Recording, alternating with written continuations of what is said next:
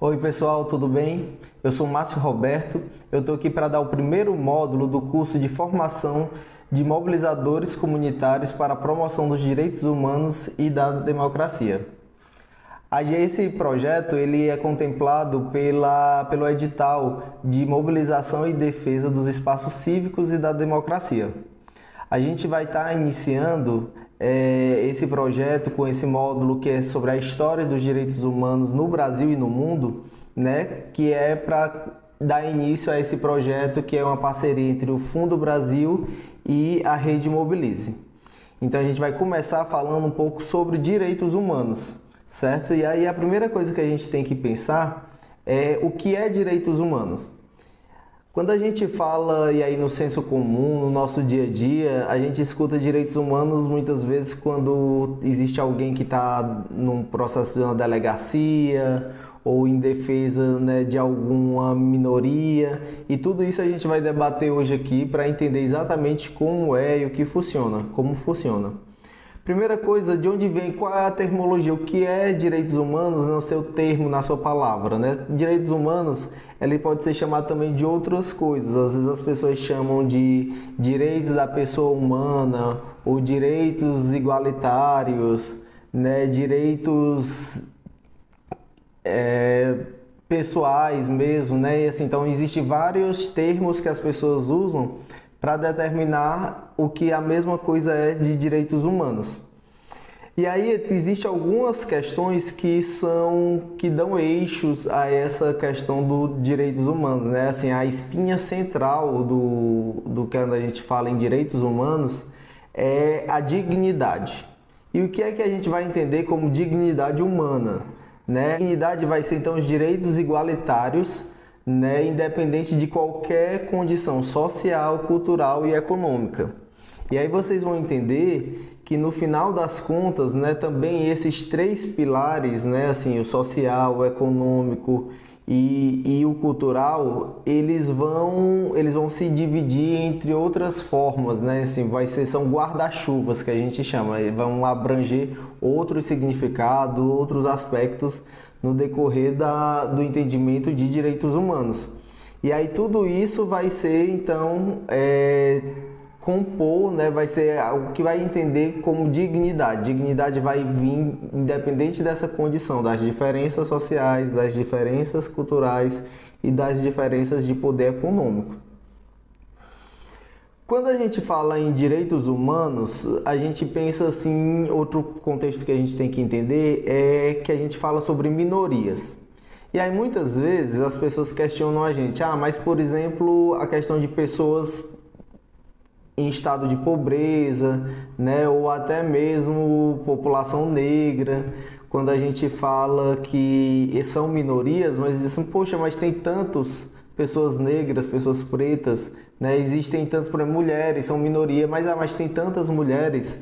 É porque a gente fala, quando a gente categoriza a minoria, a gente não está categorizando num processo quantitativo. A gente está categorizando num processo de relações de poder. Então, assim, independente de essas pessoas, desses indivíduos, nos seus grupos estereótipos ou dentro das suas diversidades, eles serem pessoas em grande quantidade no nosso país ou no mundo, mas eles têm um processo de relação de poder que foi construído, né, no decorrer dos anos, no decorrer das histórias, que foram diminuindo o poder deles diante da sociedade. Então, por isso que a gente chama de minorias, né? Então, assim, e aí lá na frente eu vou entrar nesse debate com vocês sobre essa questão da minoria, né, e o que fazer, assim, então os direitos humanos vão ser para as minorias ou para todos? A gente vai conversar um pouquinho mais lá na frente. Antes disso, para a gente fechar esse primeiro ponto de o que é direitos humanos, o conceito, o entendimento, para que a gente possa seguir na aula, é importante que vocês entendam que o direitos humanos ele vai se basear na garantia de três tipos de direito. Os direitos civis, os direitos políticos e os direitos sociais. O que é que a gente chama de, por exemplo, direitos civis? Os direitos civis são aqueles onde é da garantia de liberdade de expressão do indivíduo.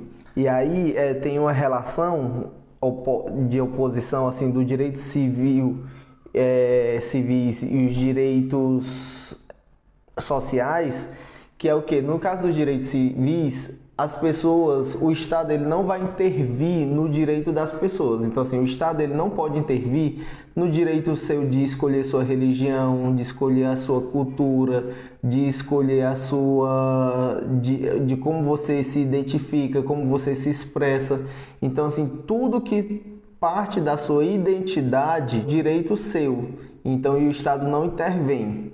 Já o direito social é onde já, pelo contrário, o Estado intervém.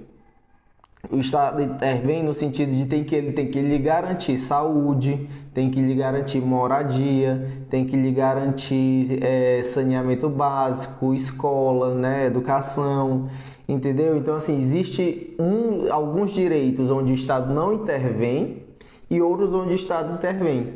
E isso é legal porque eu estudando, né, essa temática, eu lembrei muito assim de as pessoas dizem, então você está sendo contraditório, ou então isso está sendo, ou você quer uma coisa ou você quer outra, decida, né? E na verdade não é assim. Existem coisas e coisas sendo tratadas diferente.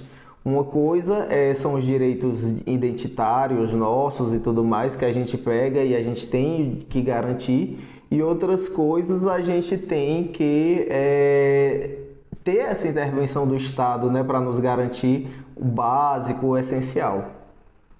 E os direitos políticos é a nossa autoridade, o nosso direito de exercer, né, exercer papel político e de intervir, né, nos órgãos de poder e tudo mais. Então, assim, os direitos humanos eles vão se basear nessas três perspectivas de direitos.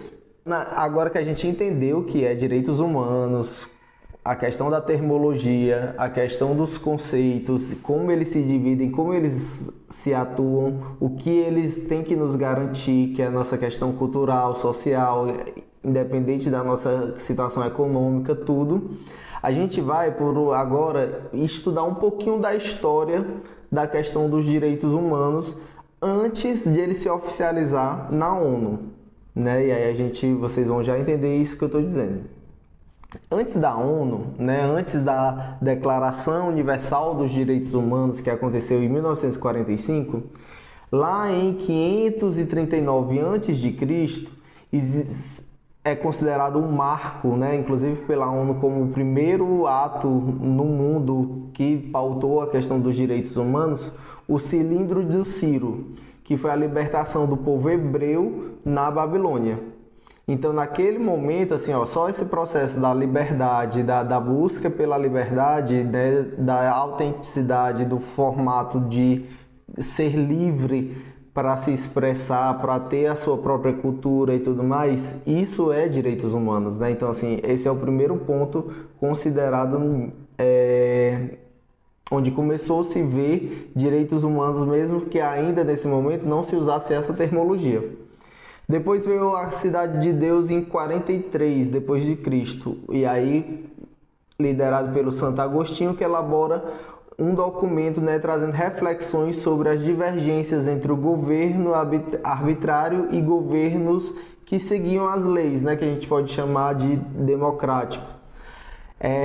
Nesse momento aí você está vendo um ato lá na humanidade, na história, onde se fez o desejo pelo direito político, né, pelo direito de intervir na política e direito também das garantias sociais, né, porque se você para pensar que um governo autoritário ele faz apenas do jeito como ele quer, né, ele talvez não tivesse ali garantindo também os direitos sociais da população.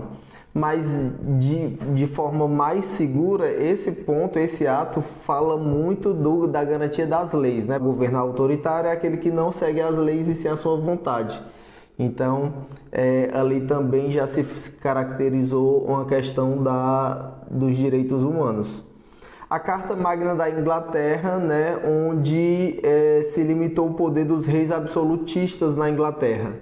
E aí vem essa carta, né, e outras revoluções que foram acontecendo, questionando essa monarquia, né? Assim, onde se existia um rei que dominava toda aquela situação, né? E foram se debatendo aí a intervenção de novo da sociedade no poder, né? Na forma de governar. Em 1517, né? Os 95 teses de Lutero, onde ele vem falar das reformas protestantes. E que aí ele questiona a questão do domínio das questões religiosas com a igreja, ou com o poder, e ele coloca a possibilidade, né, de se existir uma nova, de uma outra forma de ver o cristianismo e tudo mais. Isso aí também é direitos humanos, porque eles estão lutando pelo direito de identitário de se expressar quanto religião, né? Além do fator político e tudo mais. Você percebe que todas as questões postas, sejam sociais ou civis, que são as questões identitárias, elas estão relacionadas nos direitos humanos com a questão da governabilidade, com o poder político. Por quê? Porque tem que ter esse processo regulamentador entre o que é direito, o que vai garantir, né, e o que vai ser fornecido. E aí, mais um evento que aconteceu no mundo que tem a ver com direitos humanos é a independência dos Estados Unidos em 1976. E também, aí lá na frente, né, a Declaração de Direitos dos Trabalhadores. Aqui no Brasil, se a gente for analisar os fatos da história do Brasil, dos principais eventos que marca os direitos humanos é a Lei Áurea, né, sobre a abolição dos escravos. E isso vai representar justamente uma luta que inclusive vem até os dias de hoje, e a gente vai falar mais tarde, sobre que é a questão do trabalho digno, né? E a luta contra os trabalhos escravos que às vezes acontecem de alguma forma, talvez não daquele jeito, botando vários escravos dentro de um navio, despejando aqui no Brasil, mas de formas também violando os direitos de um trabalho digno, certo? Então, e aí, né, chegamos, por exemplo, em 1945, com a Declaração Universal dos Direitos Humanos.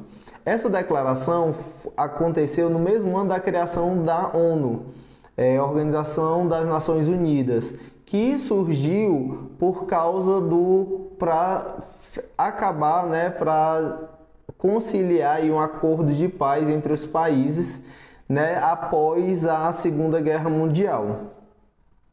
E aí a gente tem então quais foram as conquistas da Declaração Universal dos Direitos Humanos, né? Foi essa busca pelo trabalho digno, né? E a forte luta sobre essa escravidão moderna, né? Aí o direito à vida, à liberdade, à saúde, à segurança. E quando a gente fala, por exemplo, a direito à saúde, ele vai de forma ampla, por exemplo.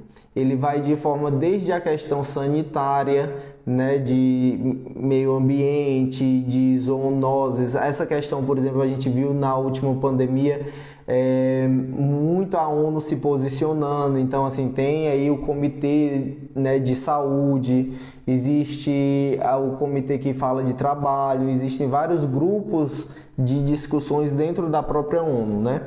E aí a gente viu, por exemplo, a ONU se posicionando muito em relação à questão da pandemia, né?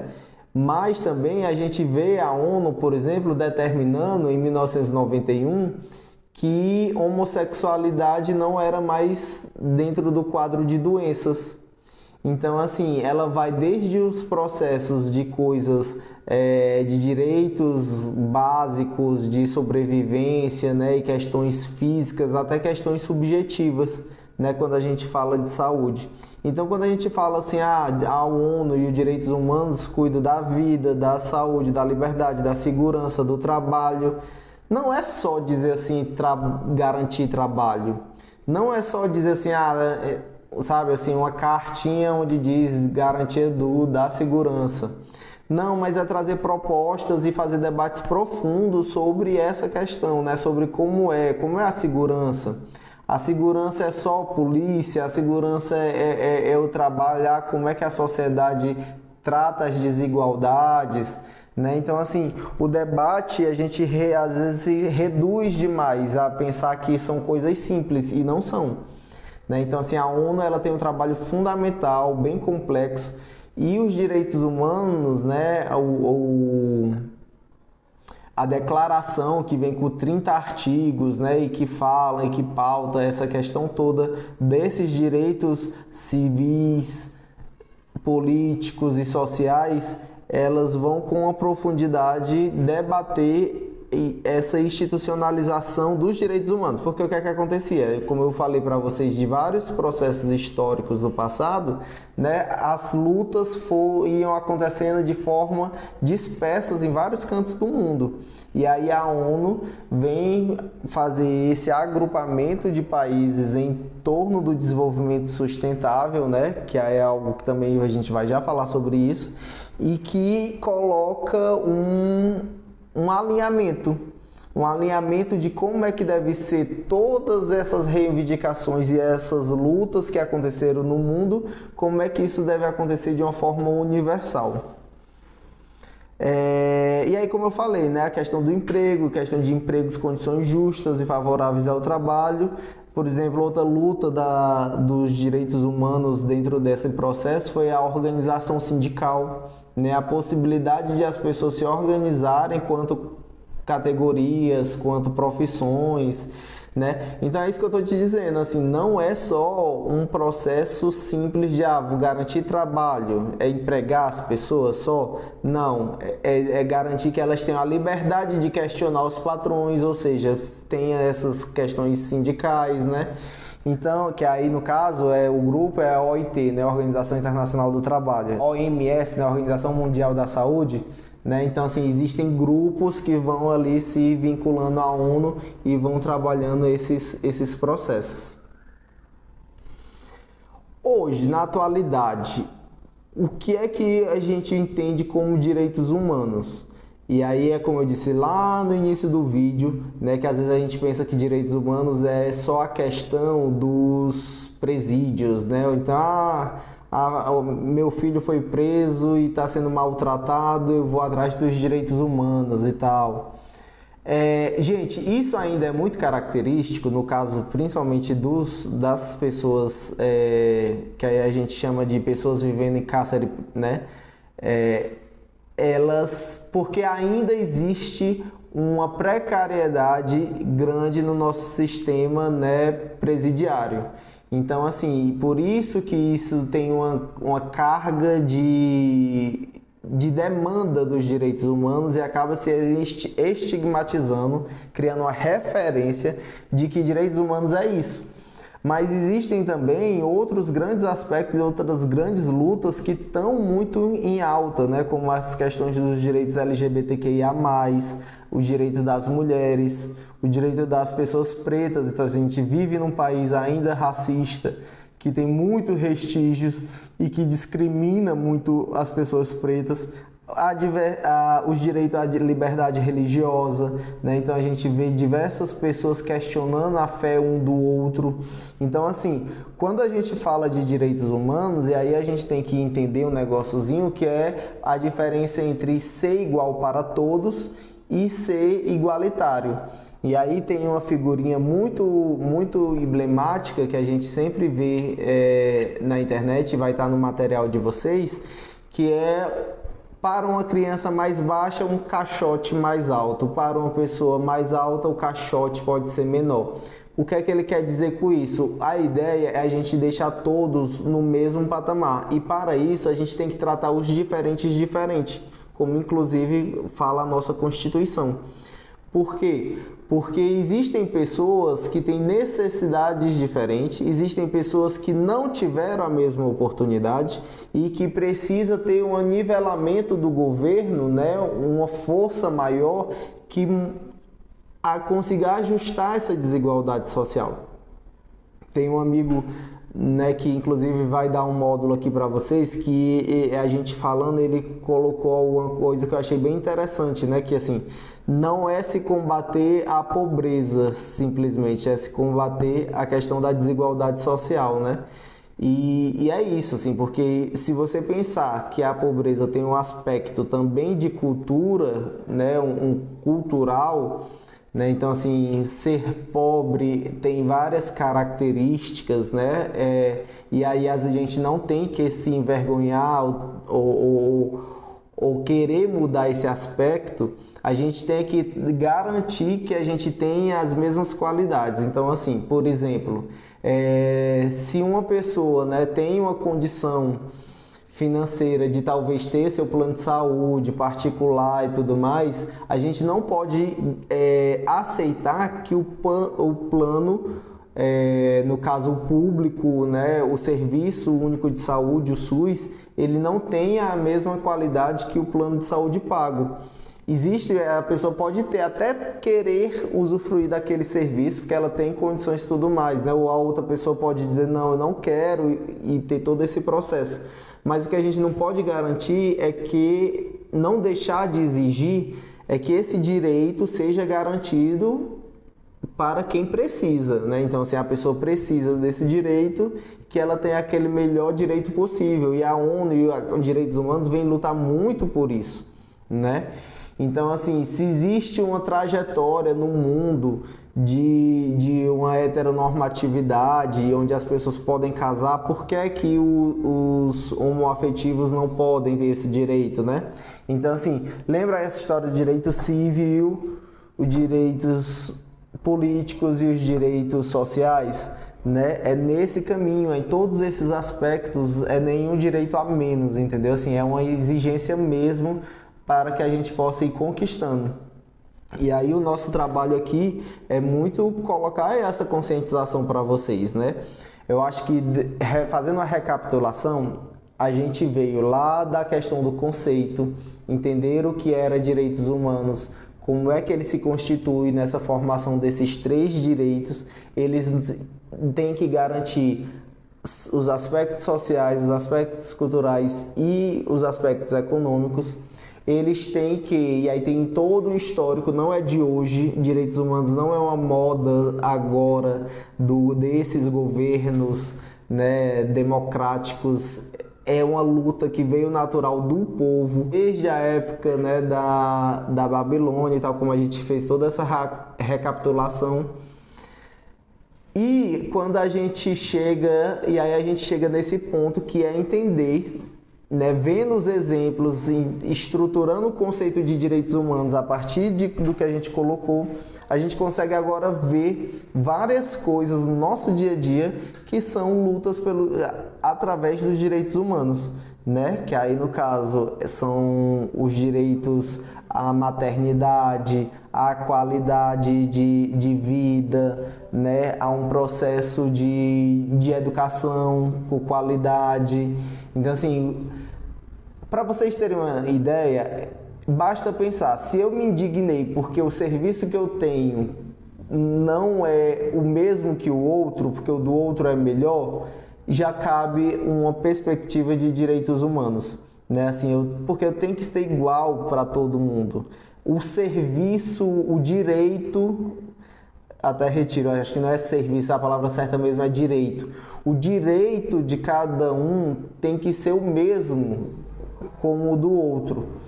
Agora, os modos, né, é que aí eles são diferentes porque existem histórias diferentes. Existem pessoas diferentes, existem trajetórias diferentes e logo existem modos diferentes de garantir os direitos das pessoas. Eu vou terminar com a frase, né, que está na Declaração dos Direitos Humanos. Os homens nascem e permanecem livres e iguais em direitos. E aí é uma metáfora que a gente pega, uma comparação que a gente pega com o bebê mesmo, né? Todos nós nascemos ali iguais, nus, né? Ligados à mãe, rompemos o cordão umbilical e começa a nossa trajetória de vida. Então a gente começa a nossa vida, a gente nasce sendo igual a todo mundo, né? E a gente tem que permanecer conseguindo ter os mesmos direitos, iguais quanto direitos, respeitando as diferenças que existem entre cada um. Gente, a gente vai ficar por aqui hoje. Próximo módulo não é comigo. A gente se encontra lá no 5º módulo. A gente volta e espero que vocês tenham gostado. O material vai estar disponível para vocês e aí qualquer dúvida também podem entrar em contato. Valeu!